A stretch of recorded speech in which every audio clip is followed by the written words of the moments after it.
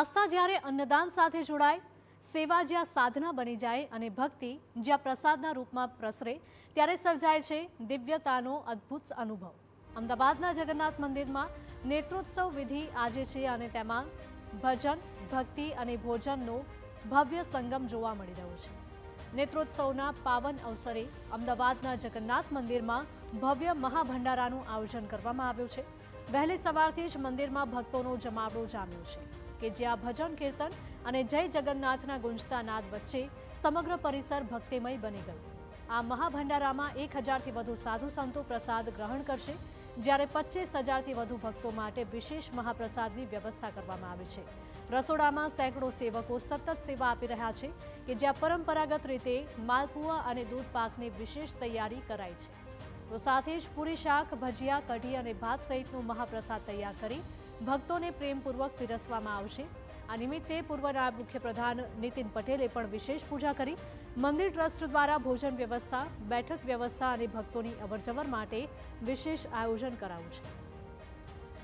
હજારો શ્રદ્ધાળુઓ ભગવાન જગન્નાથના આશીર્વાદ સાથે મહાપ્રસાદનો લાભ લઈ ધન્યતા અનુભવી રહ્યા છે.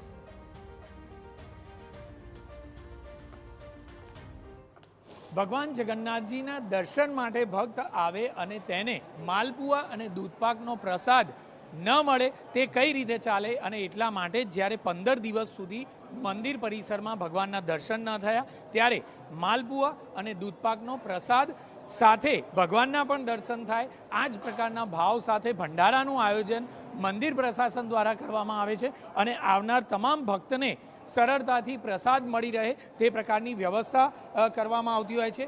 જે મહારાજ છે તેમની સાથે વાત કરીશું. કેટલા ભક્તો માટે પ્રસાદનું આયોજન કરાયું?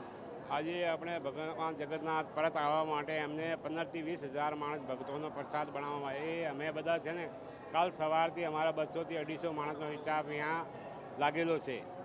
આમાં આપણે માલપુડા છે, દૂધપાક, બટાકાનું શાક, ચણાનું શાક, કઢી, ભજીયા ને બધું બનાવવામાં આવ્યો છે, ભાત બધું. અંદાજે કેટલું મટીરિયલ વપરાતું હશે? આજે આપણે સવારથી દૂધપાકનો દૂધ છે 3500 લીટરનો, માલપુડા છે આપણે 2000 કિલો લોટના, ને બટાકાનું શાક છે 1500 કિલોનો, ચણાનું શાક છે 1000 કિલોનો, પછી આપણે કઢી છે 5000 લીટર, પછી દૂધપાક છે 5000 લીટરનો, ભાત છે 800થી 1000 કિલો બનાવવામાં આવ્યો છે. ભગવાનનો પ્રસાદ બનાવવા માટેનો એક અવસર તમને મળ્યો છે. કેટલા વર્ષથી આપ આ સેવામાં જોડાઓ છો અને કયા પ્રકારની લાગણી થાય? हमने यहाँ 20 वर्ष थे से बहादुर बीजों काम करते हैं. काम करने बहुत मजा आता है. हम इसलिए स्पेशल राजस्थान से भागकर यहाँ जगन्नाथ मंदिर काम करने के लिए हम आते हैं. 20 साल से हम आ रहे हैं.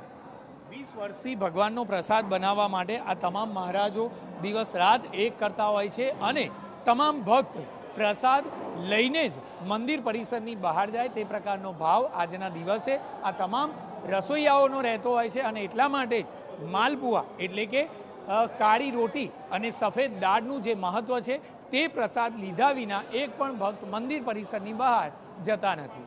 કેમેરામેન હિરેન જોશી સાથે જીનેશ પટેલ, TV9 અમદાવાદ.